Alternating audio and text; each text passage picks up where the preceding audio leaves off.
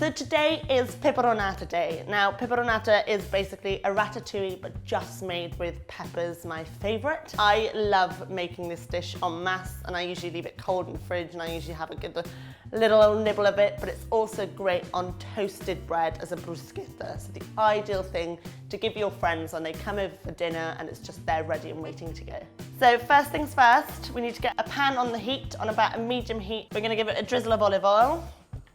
And we're gonna get 1 chopped onion and 2 red, 2 yellow, basically 4 peppers, all chopped up into that pan to heat and sweat off.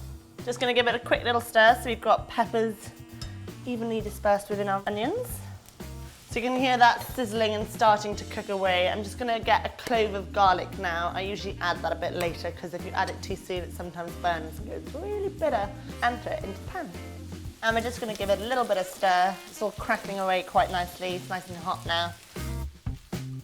So I've just put a lid on here because basically you want those peppers and onions to be quite soft and like flexible, if that makes sense. So I've done that. We're leaving them here for about 4 or 5 minutes and then we'll finish the rest of the recipe.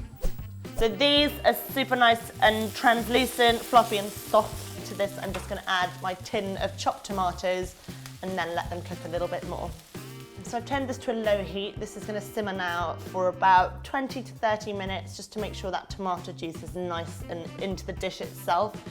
Last little bit, salt, pepper. You could add a teaspoon of sugar or cayenne pepper if you want a bit of kick. The world is your oyster, so go with whatever you want.